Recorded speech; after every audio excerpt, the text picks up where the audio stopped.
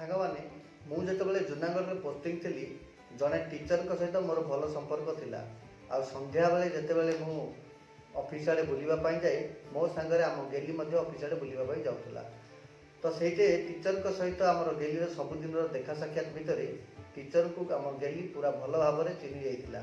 ସାର୍ଙ୍କ ସହିତ ଖେଳୁଥିଲା, ବୁଲୁଥିଲା, ମୁଢ଼ି ମିକ୍ସଚର ଖାଉଥିଲା।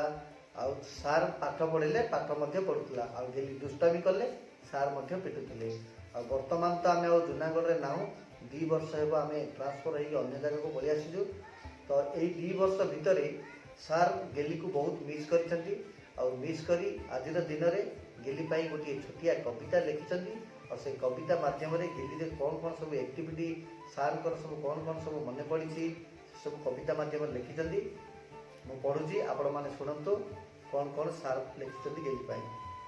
ଗେଲି ନାଁଟି ତାହାର ଗେଲି, ହସଟି ତାହାର ଖିଲି ଖିଲି, କି ସୁନ୍ଦର ତାର ଚାଲି, ପିଲାଦିନେ ଖାଉଥିଲା ବାଲି।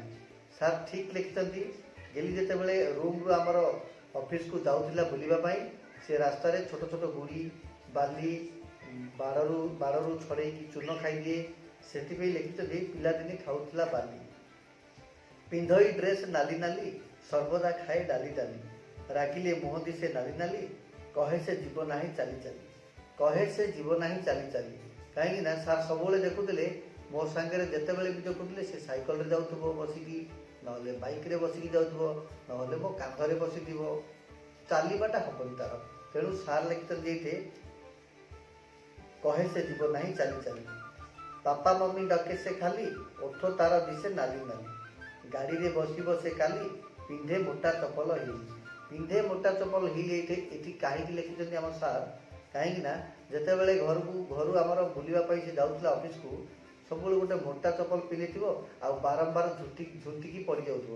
ସେଥିପାଇଁ ଲେଖିଛନ୍ତି ପିନ୍ଧେ ମୋଟା ଚପଲ ହିଲ୍। ଥ୍ୟାଙ୍କ ୟୁ ସାର୍, ଏସବୁ ଜିନିଷ ଆପଣ ଏତେ ମନେ ରଖିଛନ୍ତି, ମନେ ରଖିକି ଏସବୁ ଜିନିଷ ଲେଖିଛନ୍ତି। Thank you sir. ଲେଖିଛନ୍ତି, ଆହୁରି ଲେଖିଛନ୍ତି, ବାପାଙ୍କ ସାଥିରେ କରେ ଡ୍ରିଲ୍, ପୋଲିସ ହେବାକୁ ରଖିଛି ଯେ। ଆମେ ଯେତେବେଳେ ନାଇଟ୍ରେ ରୋଲ୍ କଲ୍ ଦେଉଥାଉ ସେତେବେଳେ ଗେଲି ସହିତ ଆହୁରି 2-3 ଜଣ ପିଲା ମଧ୍ୟ ଥାଆନ୍ତି। ଆମେ ଯେମିତି ସାବଧାନ ବିଶ୍ରାମ କରିଥାଉ, ଗେଲି ଆଉ ସମସ୍ତେ ପିଲା ମଧ୍ୟ ସାବଧାନ ବିଶ୍ରାମ କରୁଥିଲେ। ସେଥିପାଇଁ ଲେଖିଛନ୍ତି ବାପାଙ୍କ ସାଥିରେ କରେ ଡ୍ରିଲ୍, ପୋଲିସ ହେବାକୁ ରଖିଛି ଜିମ୍। ଏବେ ପଚାରିଲେ ମଧ୍ୟ ଆପଣମାନେ ପୂର୍ବ ଭିଡ଼ିଓରେ ଦେଖିଛନ୍ତି ଗେଲି ବଡ଼ ହେଲେ କ'ଣ ହେବ, ସେ କହୁଛନ୍ତି ଆମର ବଡ଼ ହେଲେ ପାପା ମୁଁ ପୋଲିସ ହେବି। ତ ଆଉ କ'ଣ ଲେଖିଛନ୍ତି, ଧରେ ସେ ଇଲେକ୍ଟ୍ରିକ୍ ବିଲ୍, ଖୋଲେ ଛେନାପୋଡ଼ ସିଲ୍, ମୋବାଇଲ କରେ ଡାଇଲ୍, କି ସୁନ୍ଦର ତାର ଷ୍ଟାଇଲ୍। ପିଲାଦିନୁ ଗେଲି ଆମର ମୋବାଇଲ ଧରିଛି, ମୋବାଇଲ ଚଲାଉଛି, କାର୍ଟୁନ ଫାର୍ଟୁନ ସବୁ ଦେଖୁଛି। ସାର୍ ମନା କଲେ ମଧ୍ୟ ଗେଲି ମୋବାଇଲରେ ହିଁ ବ୍ୟସ୍ତ ରହୁଥିଲା ସବୁବେଳେ। ତେଣୁକରି ସାର୍ଙ୍କ ଠାରୁ ସେ ବହୁତ ଥର ଗାଳି ବି ଶୁଣିଛି। ତେଣୁ ସେ ଲେଖିଛନ୍ତି ମୋବାଇଲ କରେ ଡାଇଲ୍, କି ସୁନ୍ଦର ତାଙ୍କ ଷ୍ଟାଇଲ୍।